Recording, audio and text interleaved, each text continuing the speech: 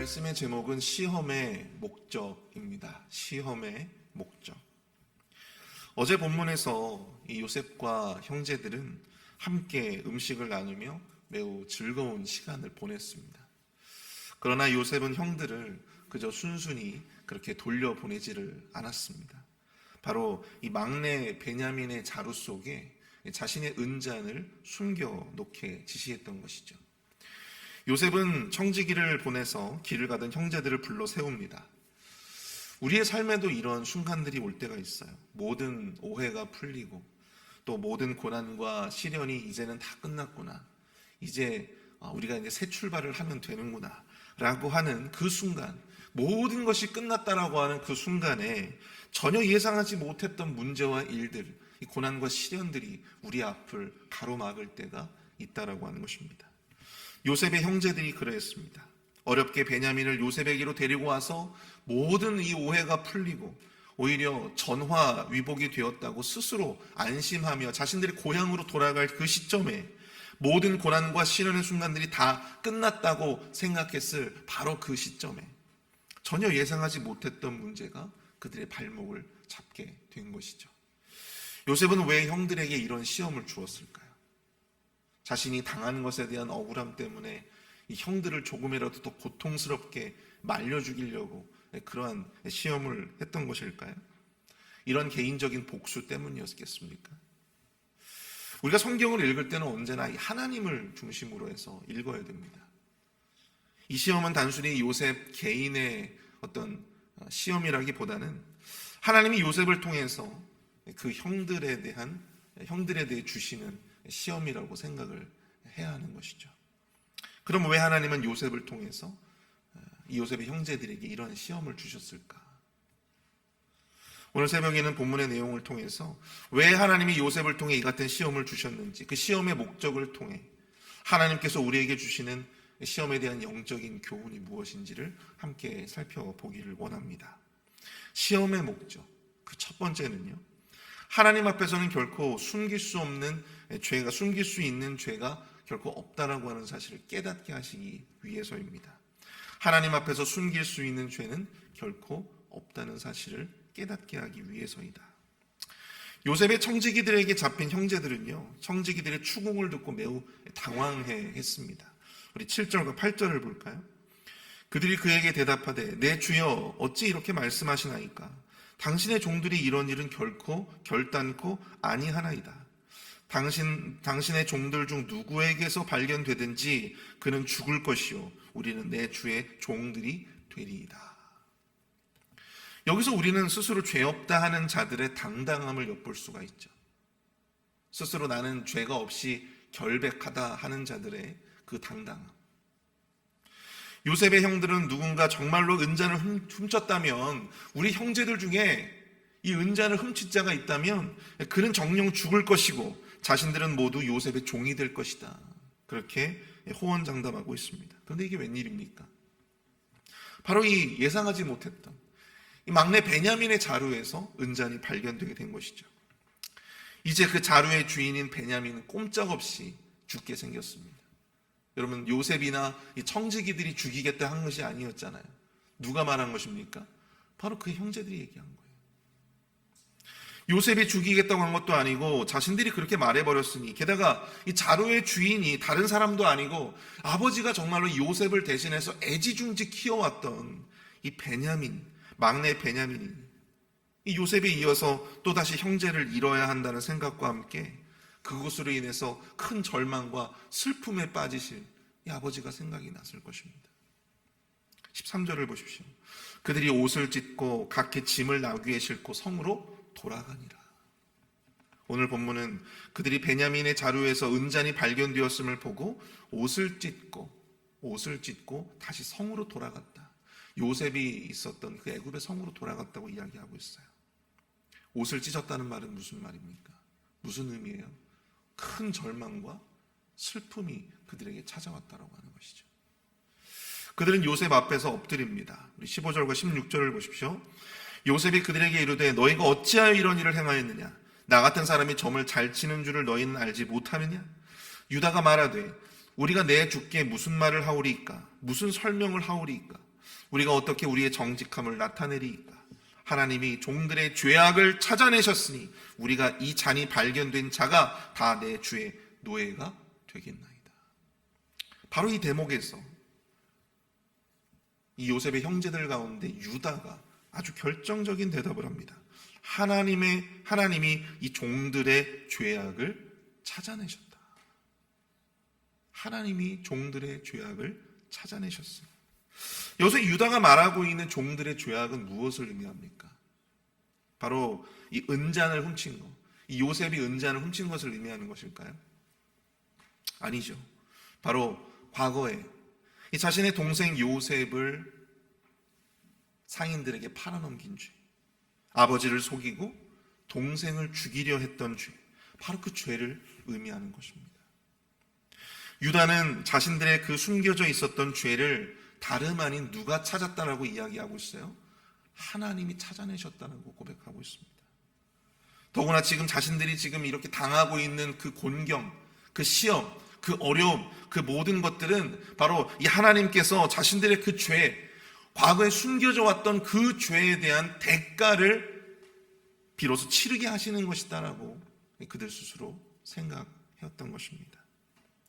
요셉의 이와 같은 시험은 형제들 스스로 자신들이 지난날의 과오를 스스로 돌아보게끔 만들었다고 하는 것이죠. 자신들이 은밀하게 지었던 죄를 하나님이 찾아내시고 비로소 이제 그 죄에 대한 대가를 심판하시는 것이다라고 그들은 생각했을 것입니다. 이것이 바로 시험의 첫 번째 목적이에요. 하나님 앞에 결단코 숨겨질 수 있는 죄가 없다라고 하는 것이죠. 유다의 고백처럼 하나님은 우리의 모든 것을 감찰하십니다. 그리고 우리가 은밀하게 지은 모든 죄를 보시고 그것을 드러내시는 분이심을 여러분들 기억하셔야 합니다. 그리고 우리 스스로 하나님 앞에 그 죄를 고백하고 그 죄를 회개할 수 있도록 하나님께서 그 회개의 자리로 우리를 이끄신다라고 하는 것이죠. 이것이 바로 시험의 첫 번째 목적이에요. 여호수아와 이스라엘 백성들이 아이성 전투에서 큰 패배를 당하게 됩니다. 이 패배의 원인이 무엇이었습니까? 그 전투에 참여했던 인원이 적어서였습니까? 아니면 아이성 전투에 임했던 그 적의 그런 능력이 탁월해서였습니까? 아니었죠. 바로 이 아간 한 사람의 죄 때문이었어요. 아간 한 사람의 죄. 여리고성을 점령하고 난 다음에 여리고성을 진멸하라, 해렘하라 하셨는데 이 아간이라고 하는 사람이 개인적인 욕심이 눈이 멀어서 어떻게 했습니까? 금과 은과 신할산 외투 한 벌을 자신의 장막에 감추어 뒀던 거예요. 아무도 모르겠지 하면서 그렇게 장막 안에다가 그 모든 것들을 숨겨놨던 거예요. 그 죄 때문에 얼마나 많은 이스라엘의 백성들이 죽임을 당하고 고통을 당해야만 했습니까? 그 패배로 인해서 얼마나 많은 사람들이 절망해야만 했습니까? 결국 어떻게 되었어요?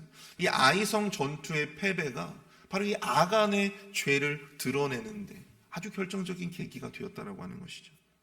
이처럼 때때로 우리에게 주어지는 시험은 하나님 앞에서 우리의 지난날의 삶을 돌아보게끔 만든다라고 하는 사실입니다.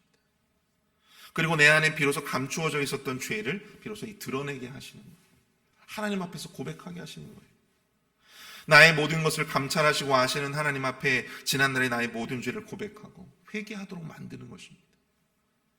비록 20년이라고 하는 긴 시간이 흘렀지만 유다의 이 고백은요, 우리 안에 은밀하게 감춰져 있었던 남들이 알 수 없는 그 죄까지도 우리 주님께서는 주목하여 보시고 또 그것을 반드시 드러내시고 회개 가운데 나아갈 수 있도록 우리로 하여금 그 죄를 깨닫게 하신다라고 하는 사실을 우리로 하여금 기억하게 하는 것이죠.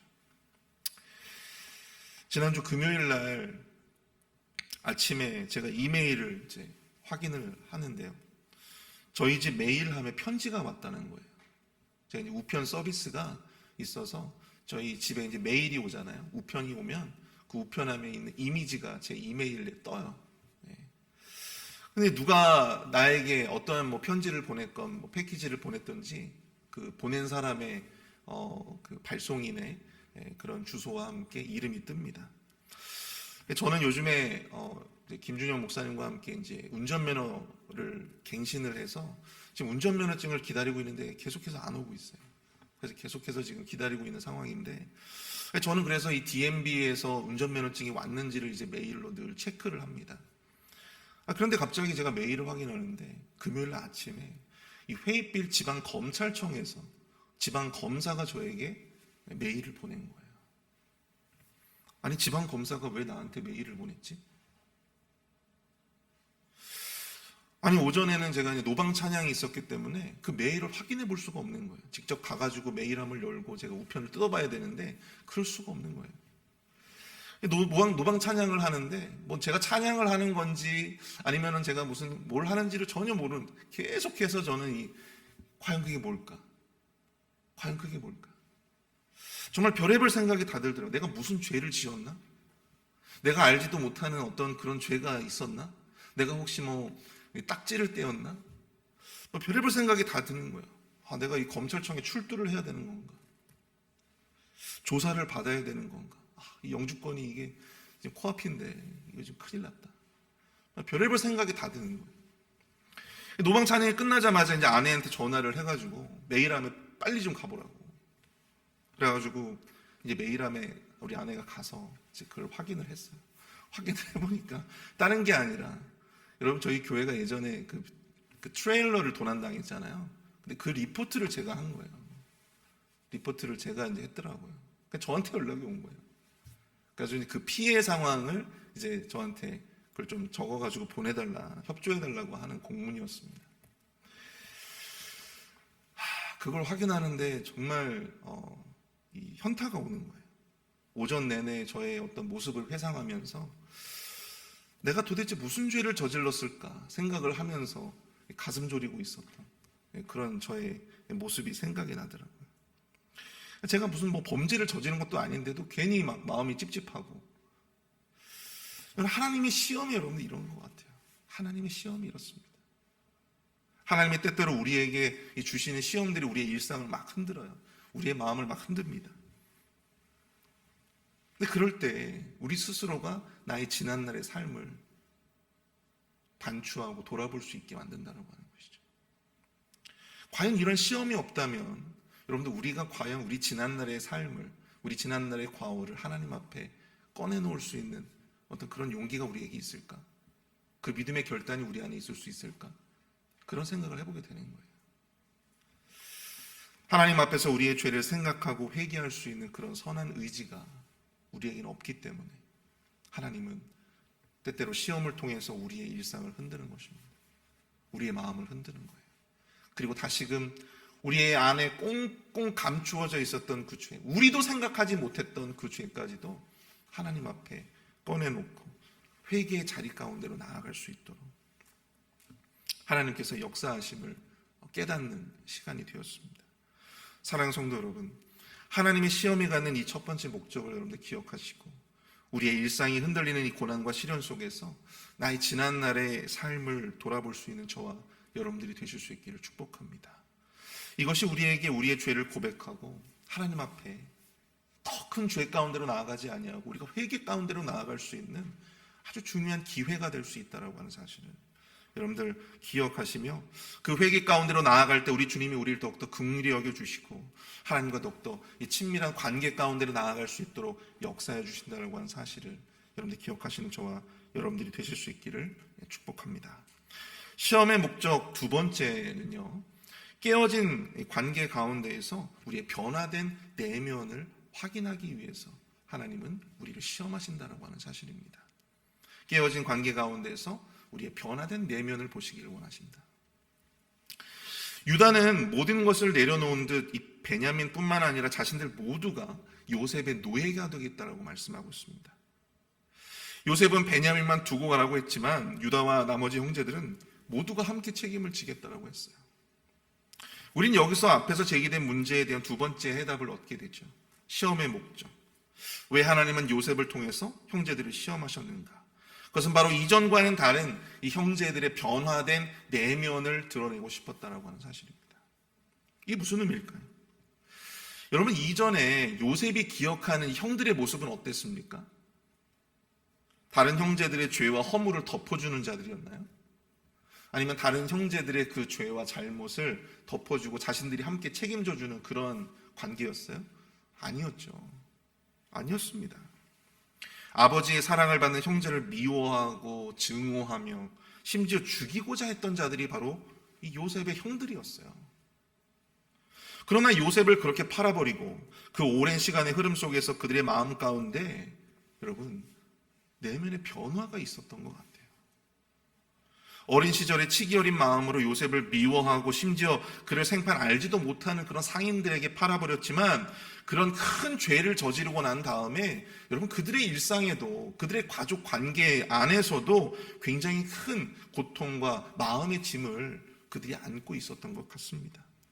그리고 이제야 비로소 하나님이 자신들의 죄를 드러내시고 벌하시려고 하는 것을 그들도 깨닫게 되었던 것이죠.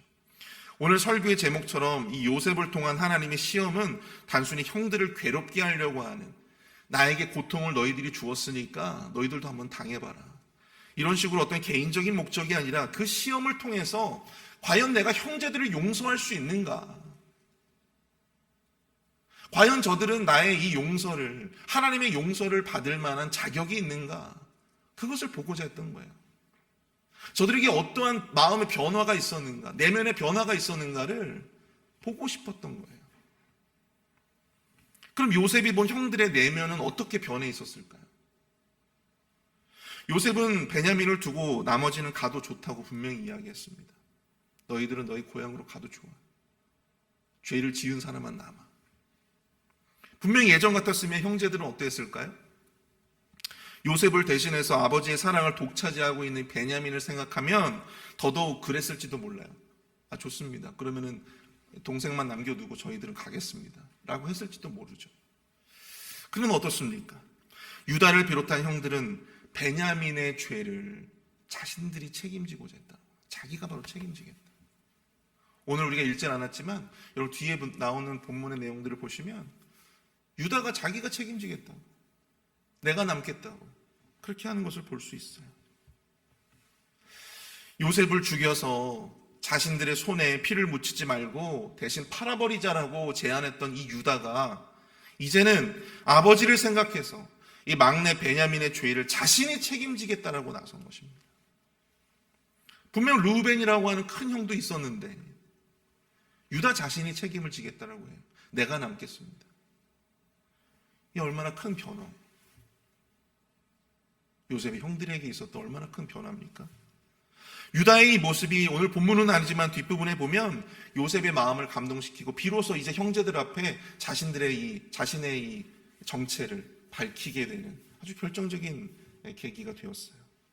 사랑하는 성도 여러분, 이것이 바로 요셉의 자신의 형제들을 시험한 목적이었습니다. 과연 그들에게 용서를 받을 만한 그 내면의 변화가 그들에게 과연 있었는가? 자신들이 저지른 그 죄를 저들이 진정으로 회개하고 있는가? 과연 그들에게 어떠한 변화가 있었는지를 이 요셉은 직접 두 눈으로 보기를 원했던 것입니다. 그리고 요셉의 시험을 통해서 요셉은 형들의 그간 세월의 흐름 속에서 변화된 삶을 엿볼 수가 있었고 비로소 자신에게 죄를 저지른 그 형들을 비로소 용서할 수 있는 그런 기회가 되었다라고 하는 사실이죠. 이 요셉에게 있어서도 이 용서와 이 화해라고 하는 것이 그렇게 쉬운 문제는 아니었을 거예요. 그러나 하나님은 이 유다를 비롯한 형제들의 변화된 모습을 통해서 비로소 요셉의 마음의 문을 열어주셨다라고 하는 것입니다. 사랑하는 성도 여러분, 시험의 목적은 단순히 어떤 나에게 고통을 주었던 자들의 어떤 나의 뜻을 거스르는 자들의 어떤 그들의 고통이나 멸망에 있는 것이 아니다라고 하는 거죠. 참된 회복에 있다라고 하는 것입니다. 요셉이 참된 용서를 하기 위해서 그 형제들을 시험했듯이 하나님께서도 마찬가지예요. 우리를 시험하시는 것은 무엇입니까? 우리가 그 죄를 회복하고 우리가 죄를 회개하고 진정으로 하나님과의 다시금 친밀한 관계 가운데로 회복하고자 하는 데 있다라고 하는 사실을 우리는 기억해야 할 줄 믿습니다.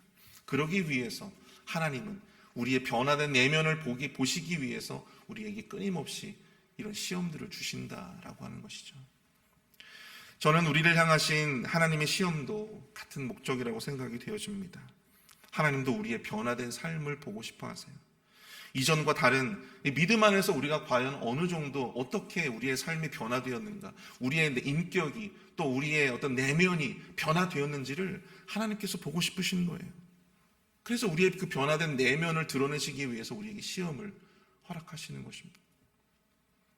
그러나 우리는 여전히 하나님의 그런 어떤 시험의 거룩한 목적에 집중하기보다는 아휴, 이 시험, 이 고통스러운 시험 빨리 지나갔으면 좋겠다. 나에게 주어진 이 시험 그 자체에 집중할 때가 많다라고 하는 것입니다. 지금 이 고통스러운 이 순간에 집중하기 할 때가 많다는 것이죠. 그러나 사랑하는 성도 여러분, 하나님이 우리의 삶에 시험을 허락하실 때 그 시험 자체의 고통보다 여러분 시험을 주시는 이의 하나님의 그 목적, 하나님의 그 뜻에 집중할 수 있는 저와 여러분들이 되시기를 축복합니다. 그 시험을 통해서 우리의 더욱더 성장하고 성숙한 변화된 우리의 내면을, 우리의 믿음을 하나님 앞에 더욱더 드러낼 수 있는 아주 좋은 기회가 될 수 있기를 축복합니다.